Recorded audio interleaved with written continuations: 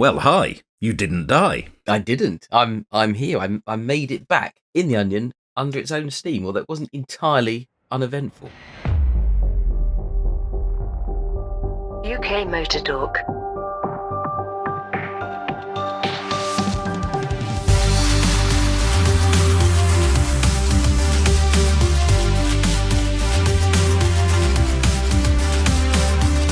Dun, dun, dun, dun. There's a cliffhanger of an opening, isn't there? That's the trailer for an action-packed Tune in episode, next week isn't it? for the next install. Keep it short and sweet. Anyway, you are Mike and I am Jim. Hello. Hello. Where's Graham? Are you there? Hello, yes, I am here. Excellent. And I'm Dave, I think. I keep forgetting. I'm getting old.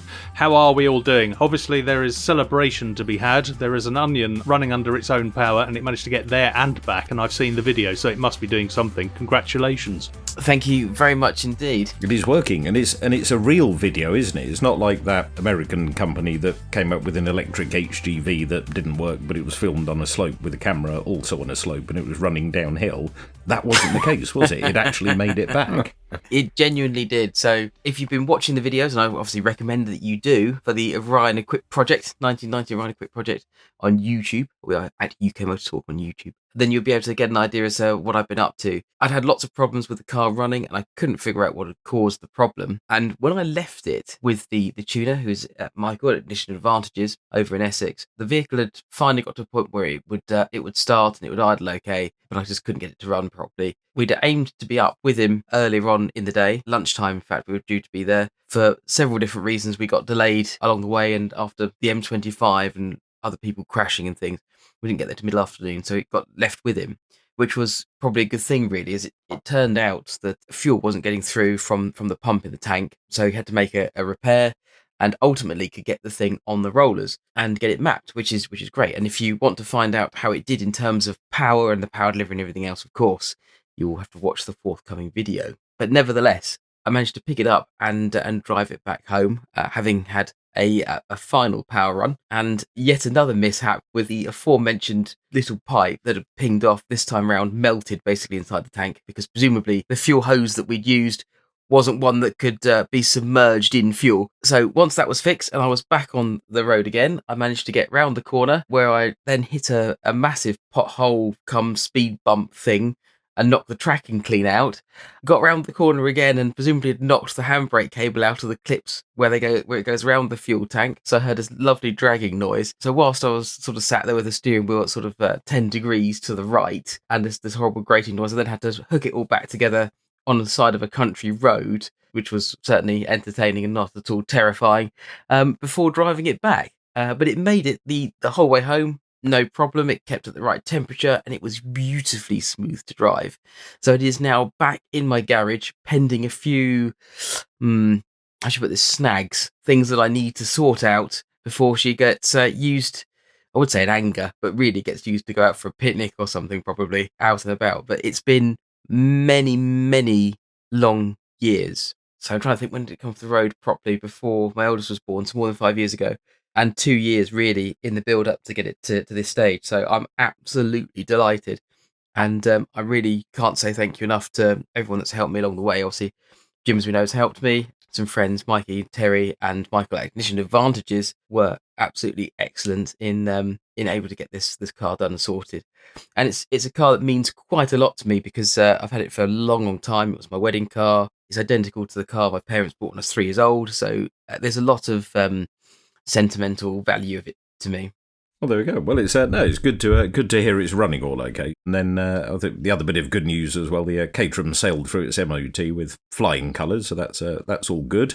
Hey. Funnily enough, really, took it to Aero work, but I was actually quite happily quite impressed with it, and did a service on it as well. So I did the service myself. So the oil, which funnily enough is the same oil that we supply at the dealership as its Ford engines, and we had an oil filter for it in stock, so it made for, I think, probably the cheapest service in MOT that I've ever had on a car. So it's positively an economical car to run. I don't think you could do anything much cheaper, so that was good news as well. So, and the weather seems to be slightly on the turn as well. Not today, it was piddling it down this afternoon, wasn't it? But we've actually had at least a dozen sunny weekend days recently. I think we seem to have done okay with the weather so far this year, haven't we? It's been pretty decent. I know you've been out for a few blats, haven't you, in yours? Yeah, as well. If nothing else, just taking the long way home from the MOT test was quite a nice one. I'll say the short way home is 7 miles. The long way home was about 45 miles, I think, but far more fun.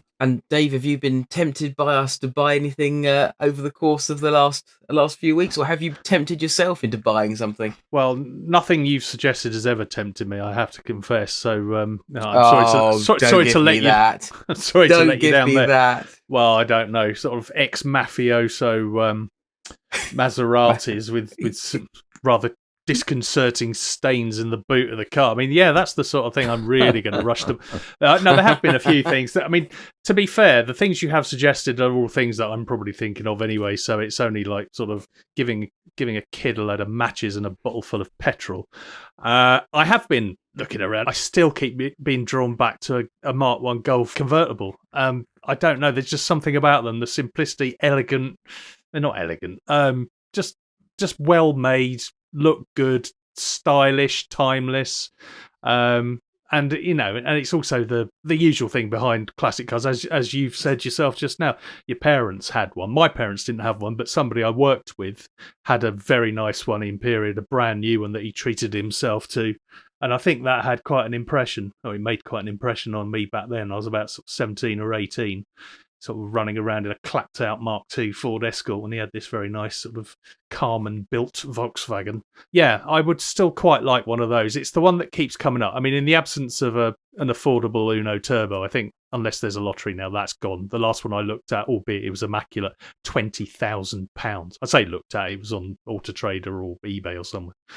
So that's not going to happen. So the Golf is still, touch wood, it's still vaguely affordable, so it's a doable thing, but keeping it somewhere so it doesn't rot and fall apart in the British summer could be the problem. I was doing air quotes there just to be sarcastic. Yeah, you can't really keep a car like that outside, can you? I mean, not even in the summer months when you've taxed it and you're running it around.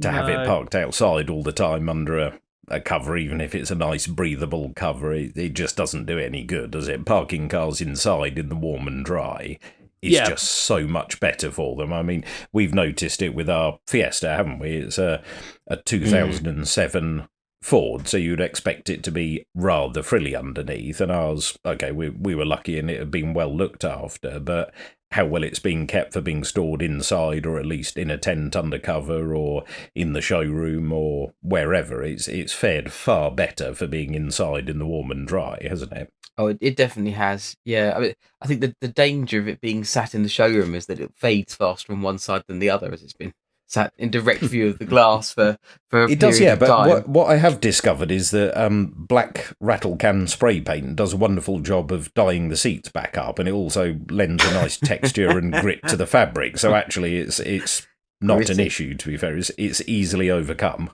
And of course, it doesn't transfer. If you dye fabric, it will transfer. Whereas if you paint it, once it's dry, it's dry. You need one of those 1970s car showroom turntables, so the car's constantly spinning around and getting sun from all angles, doesn't get a chance to fade quite so much. So it just fades evenly. That's the way to do it. Let's try that. Have you whipped your bongo out, Graham? Yes, I have. Welcome to UKMotorTalk After Dark. Yeah, I've got the MOT coming up, and having got the Volvo through the MOT without great cost. But the bongo was really teeing me off. We had a problem with the diesel fuel filter, which it's a weird thing. You've got to lift up both front seats to get to the engine, and then the handbook assures you that you can take the fuel filter off and replace it. That's fine in theory. Trying to get at it from the top, because I'm no longer prepared to go under the damn things, was, to say least, a struggle. I think I went through 5 or 6 different devices to get hold of the bloody thing to twist it off. It's only like an oil filter. It's the same principle, essentially, but trying to do it from above and getting some that actually fitted. But we got there in the end, so although it wouldn't have been checked for the MOT, we've done a pre-MOT check. It's very handy having a 10-year-old grandson now. His legs are now long enough that he can do the brake pedal bit.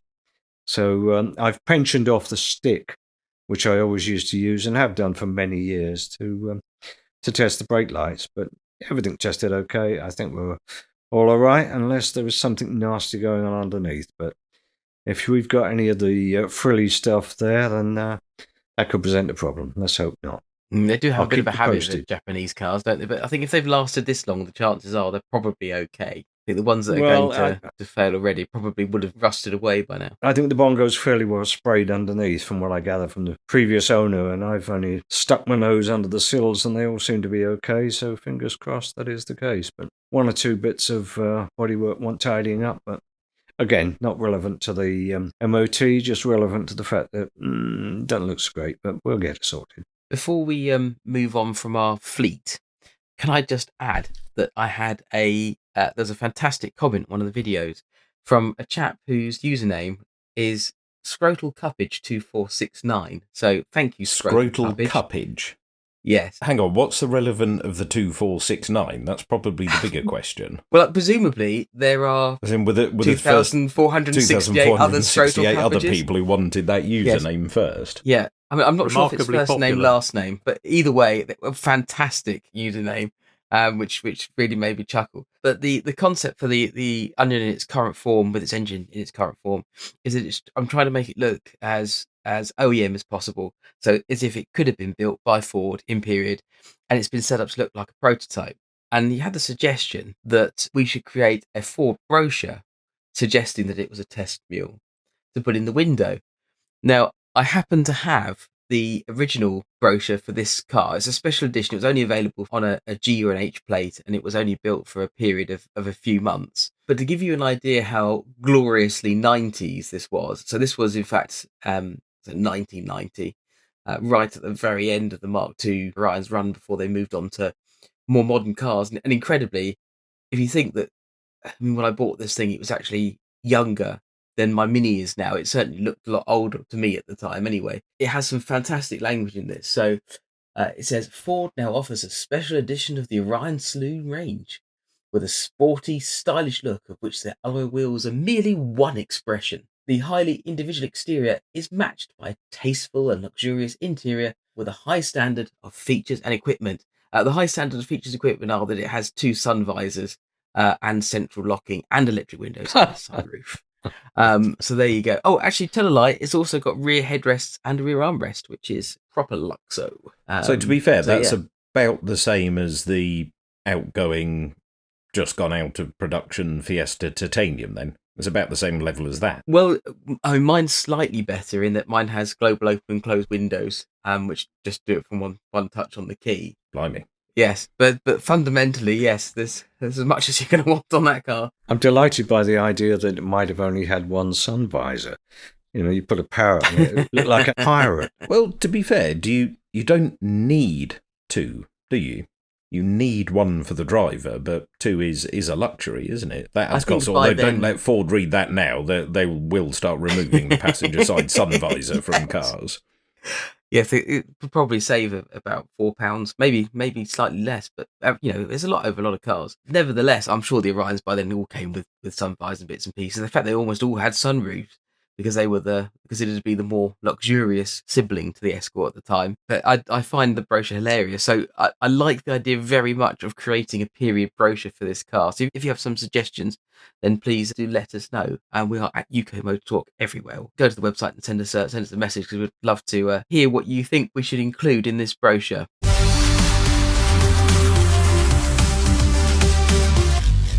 Moving on, we've recently had a F1 race.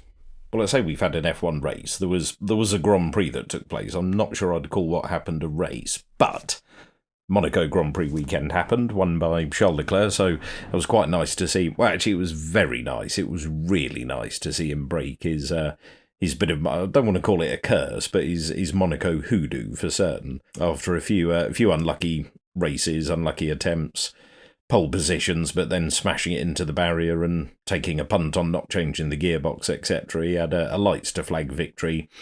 Helped somewhat by the safety car, meaning that everybody could just change tyres and then you could just drive around at whatever pace you felt like for the entire distance, to the point where there was a radio message to Russell behind, and the exact instruction was, "There's no benefit to us driving fast." That could be Monaco's motto, couldn't it? Hang on a minute. Can we just look up the dictionary definition of race here? Because surely there must be a benefit to driving fast. But I think Monaco, when it was first on the Grand Prix circuits, was described as very narrow. So given the fact that the cars have got so heavy and so big, racing nigh on 1,000-kilo cars around the streets, it's never going to be an overtaking fest, is it? So I think they either need to shake the cars up dramatically or shake the Monaco weekend up, because Monaco qualifying, Q3 Saturday afternoon Monaco is something quite special to watch. That really is take your breath away, quite a spectacular form of motorsport. So I don't know, for those that didn't watch it, you certainly didn't miss much, because if you watch the start, watch the smash, watch the restart, then that was it. You didn't even need to watch the last couple of laps. It was well worth it to see Charles win. But it was I think, do we need to change it to a Goodwood hill climb style shootout thing? Just go faster and faster and faster, and then I don't know, have like a knockout thing, so everybody does a lap, the slowest one's eliminated, everybody does another lap, the slowest one's eliminated, and then the last two, you could almost have it like a high jump, an Olympic high jump. Basically, every time they both clear it, you set the bar a centimetre or 5 centimetres higher. If they both clear it, go higher. So driver sets a lap, the other guy, right, beat that. So he has to beat it, and if he doesn't beat it after 2 attempts, he's out. So you could have a proper win it or bin it thing, and the pace would just get quicker and quicker. Should it just be a time trial rather than a Grand Prix? Because I think it needs to stay on the calendar. I think it's special, Monaco. I don't know about you lot. I think if you extended the idea, though, I can see it has merits, but I mean, if they ever reintroduce the Nordschleife, to run a Grand Prix on that basis would take about 3 weeks. Okay, let's have different formats for Nordschleife and Monaco then, given that they're different tracks. Yeah, I think we should. Well, you couldn't do that for every circuit, could you? Because Silverstone, it's fine because people can actually race around that, but Monaco is so tricky, so tight. It is. Yeah, what it is, but it is Monaco. There is just something about it, and it is, like I said, I enjoy watching the Monaco Grand Prix. I know I'm a bit weird, but I do still enjoy watching F1 cars hack around Monaco. There is something spectacular about it. It is exciting. It is exciting because of how tight and how close, and like when you see people getting so close to street furniture, effectively, don't they? That's what's exciting about it. The fact that you can imagine seeing a Formula One car buzzing down admittedly a very glamorous high street, but a high street nevertheless is something quite phenomenal. The noise must be incredible. Can you imagine the sound bouncing off the buildings? Oh yes, I mean I've been to Monaco before, and it was about a week, 10 days before the Grand Prix actually happened. So they were setting up and building the grandstands, and the barriers were there, and the curbs were there, and you could walk the track, but it was quite nice to walk it actually as a track rather than pure public roads. And it was it was just an odd thing. So you could wander into the bar at the Rascasse, and it was a hell of a lot of money for 4 beers, even in 2000 and whenever it was I went, in 2006, 2007. But you could be sat there. The tables, the outside tables and chairs for the Rascasse bar are literally on the track, and the practice session finishes, the qualifying session finishes, and the roads open up again, and beer gets spilt there on the floor, and this, that, the other, and it's odd to see how the Principality copes with it, but embraces it. But I definitely think it needs to stay. I know the Grand Prix itself is a bit of a procession, but it really has got to stay. I think with all the talk of 24 races and adding more races in Indonesia and Thailand and various other places, Monaco is one of the races, along with, I think, Silverstone, somewhere in Italy, Monza probably, that just has to stay. I think there's talk of Spa and Zandvoort being alternated, which would be a bit of a shame, but Zandvoort's a great track. Spa is a phenomenal track. I'd rather have them every other year than not have them at all, so if it has to be every other year for Spa and Zandvoort, okay, but it's like Suzuka. You can't lose Suzuka from the calendar, can you? I think there's one interesting, unique feature, something I've never seen before, and I don't think anybody else has, where the Prince of the Principality decides to join in the champagne spraying at the victory on the rostrum. And once all the drivers had exhausted their champagne, he picked up a bottle and he joined in, which I think is brilliant. Prince Rainier. Oh yes, it's spot on. It's how it Great should fun. be. I think it shows the Principality's love for the sport as well, and like I say, how it does embrace it, and nobody seemed to be that hacked off that the Grand Prix was there. You know, there was the way Miami was handled, and lots of local businesses were told to pay an exorbitant amount of money, otherwise basically you'll be closed for the week, and it did a very good job of alienating lots of the local population, whereas Monaco, it just seems to embrace it and get on with it. But I think it's a slightly more relaxed pace of life in Monaco for everyone, so that's probably got something to do with it. To be fair, it's probably because half the population of Monaco is actually racing in the actual race, isn't it? So the people who are going to complain aren't going to be the ones cutting off their noses to spite their face. I mean, that's being flippant, but there is an inordinate amount of Formula One grid do live around in high rises and former Formula One drivers, because for obvious reasons. But I think it would be a great shame if it went. I mean, I'm a lapsed, as I keep saying, I'm a lapsed Formula One fan, but I do like Monaco. There is something very special about seeing, the sights and sounds. It's been there since the year dot. Perhaps what they could do is get the people who own Formula One, Liberty or whoever it is this week, to fund a 2/3 size scale series of Formula One cars for use solely in Monaco or anywhere else where they have narrow street races. And so everyone gets like a carbon copy of their car, but just reduced 2/3, and then they use that for the weekend. I think he's cracked it. There we go. Yeah, thank you very much. Hang on, I'm just going to go to the patent office. Excuse me a second, I'll be off. But to be fair as well, you could, because it's Monaco and it's historic, if you said, I don't know, all have just, engine costs and this, that, the other, lots of teams run different liveries or classic liveries at Monaco. They bring back special liveries. So I don't know, we could just make it old school cars, couldn't we? Is there a big enough fleet of 1960s cars floating around that we could put a grid together? Yes. Probably not. Yeah, easily, and 50s cars for that matter. It'd be quite cool. I know, but for all the teams, so we need to trace all the lineages back. So I think we need to go as far back as probably 96, 97-ish, maybe 98 when they went narrow track, because we had, I think, all the teams apart from Haas were in existence, albeit under different names then. So yeah, that's not a bad idea. Yeah, smaller model cars. Or get someone like Ginetta to just come out with a one race series, and you can sort of spray your car, make it look just like your Formula One car, but they all have the same car for the one race. That'd be interesting. So you can change the spec, you can change the suspension setup, the engines are locked, you can change your gearing, but basically you're all driving the same cars, narrow little Ginettas or something like that, which would suit the streets, and just that would be the wild card for the whole season. It's like Monaco, you don't have the Formula One cars, you have something different, but they'd all be racing. They might be able to get past each other. Those that are good on street circuits would probably have an advantage, but everyone would be leveled for the hour and a half it takes to go whizzing around some of the most expensive property that still looks pretty regardless of whether it's Formula One cars or not. Did they not do this back in, I'm tempted to say, the 60s? And Graham, you might know more about this than me, but I'm sure, well, not remember, but you might know more about this than I am. But I'm sure they did this with a series of Ford Escorts, and they had all the Formula One drivers in it. They did it with Mercedes. They had a series in there would have been late 80s, early 90s, because it was Senna, Lauda. Yeah, there's been lots of them. There was all BMW series at one time, the Jaguar XJ220s.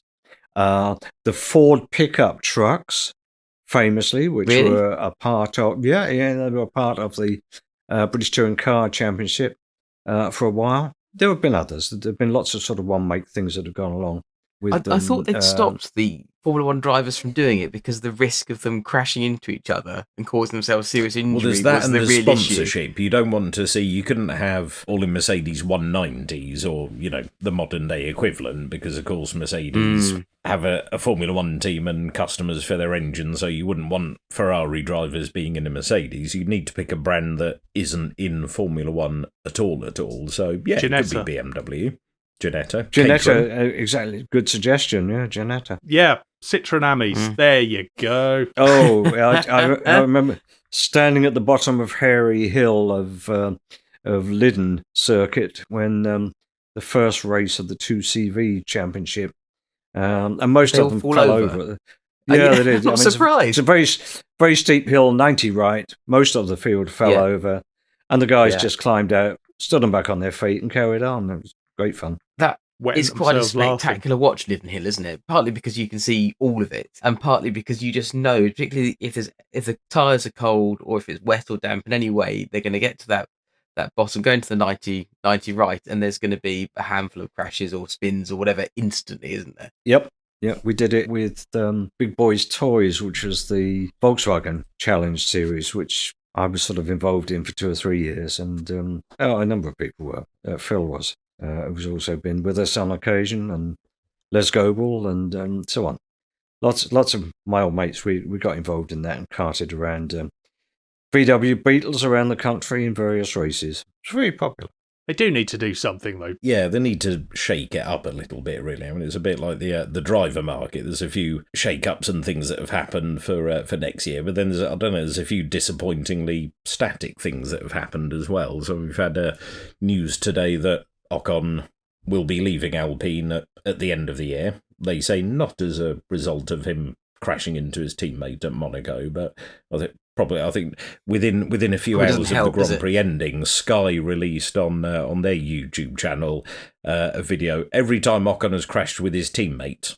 And it's like, well, somebody at the Sky social media admin has chosen violence, but it was quite a long video. It seems to happen quite a lot. And, you know, there was a mixed bag of crashes in there. Some were his fault, some weren't his fault, but it does seem to keep happening. So whether it is almost he seems to wind his teammates up to the point where they think, sod this, I'm going to have him off just to shut him up.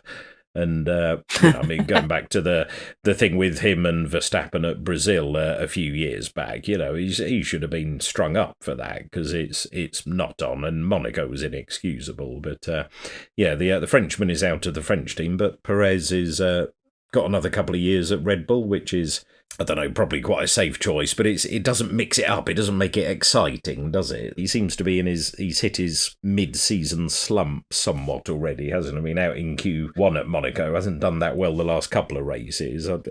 It's looking fairly tight at the top. Ferrari, McLaren, Red Bull, depending on the track, there's not a lot to pick between them. If Perez isn't on his A game, I could easily see him costing Red Bull a Constructors' Championship this season if he's not careful. Given the how should we put this tactfully, the upheavals that there seem to be going on up in Milton Keynes at the minute, there are a few uncertainties, shall we say. Perhaps what they're thinking is, well, he's someone we can bank on as a bit of a reliable, he's not having a great time at the minute, but he knows the car, we know him, he's going to be a constant if, say, for example, star driver number one does decide that because star designer number one is going off to spend more time with his designing table elsewhere.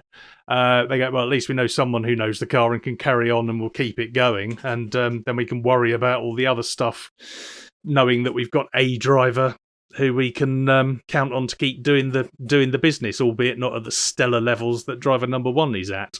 I don't know. I think it's more a move to appease Verstappen than anything, I would say. If you're looking at if Verstappen is going to get upset and walk, well, actually, you would want somebody available like Carlos Sainz. That would be a better choice, I think, than Perez for.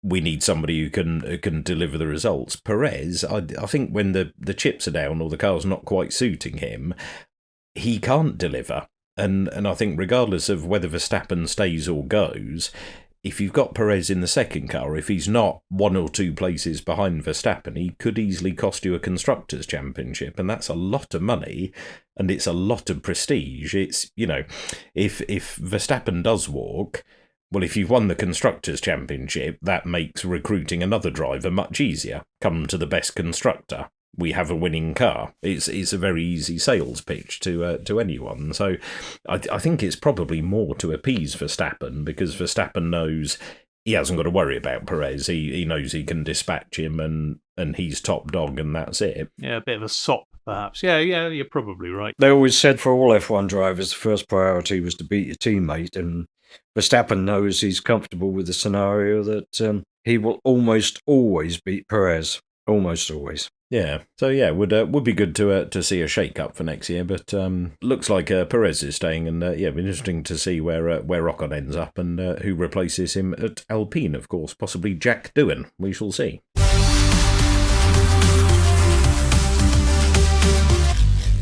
So anyone who's a regular visitor to the UK Motor Talk YouTube channel, as I hope you all are, even I am sometimes, will know that there were a couple of our friendly local idiots pottering around in a Citroen Ami a couple of weeks ago, which caused a lot of amusement around here. But in something that's slightly more grown up, both in terms of size of car and those who are likely to be driving it, you can now, good news, to coin a phrase, the new Dacia Spring is available for order for only £14,995 of your pounds, which, when you consider that one of the major stumbling blocks for getting an electric car, a real one, and much as I love the Citroen Ami, you can't really call it a proper electric car. It's not a real car, is it? It's not a real car. It's a quadricycle. It's a car, according to hashtag their own not a real. bump. Well, there you go. See, there speaks the experts of whom we were just speaking. You can have one of these things for 15 grand. 15 grand. And when you consider that one of the main barriers to entry for electric cars has always been, oh my God, they're too expensive, I can't afford them. This thing's 7 grand cheaper than the next most expensive one. So, I know we've been giving this thing a bit of a boost, but I mean, this is what needs to happen. We've said this before. Electric cars need to get cheaper if people are going to start driving them, and I think Dacia have listened, and lo and behold, it has come to pass. So whilst I won't be rushing out to buy one, I think this is possibly going to be, I don't know, it's going to be a bit of a turning point, I think, for people if they've been sitting on the fence going, can't really afford an electric car. They're going to look at this and go, oh yeah, actually I can. So yeah, 15 grand, I think, that's pretty as cheap. you say, that is just good news, because 15 grand is cheap for a car, let alone an electric car. The Fiesta, as it toddled off, was 25 grand for a normal one. The KA, when it went out of production in 2018? 2017, 2018, something like that. To say, yeah.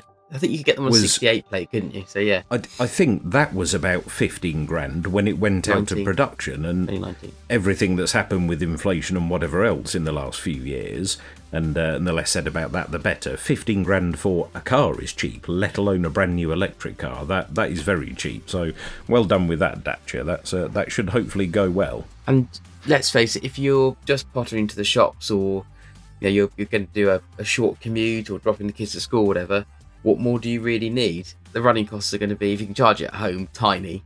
It it's makes the perfect complete city sense. car, really, isn't it? It is. It's the perfect city suburb car. I mean, we're not being paid by Dacia. I would like to make that very clear, much as I wish that were the case. But no, it is. It's, as you say, it's the perfect little runaround. It's a family car. You can leave it charging overnight and you'll have enough oomph for getting around the shops, getting the kids to and from school, getting the music lessons, whatever you have to do in the thing. And it's just, I think it's going to change the landscape, really. It's, for most people, that is all they're going to need. Lo and behold, there it is. And if that's not your flavour, go out there and buy a used Taycan or something, or a used Polestar 2, because they are an absolute bargain now. Would. Absolutely would. And on that piece of useful consumer advice, I suppose it's time for us to say goodbye to you. So thank you very much for listening to us again. I've been Mike, goodbye. I've been Jim, goodbye and take care. From me, Graham, it's goodbye. Take care. And I've been Dave. So, until next time, take care, drive carefully, and we'll see you on the next one. All the best. Bye. Bye. UK Motor Talk, a First Take Media production.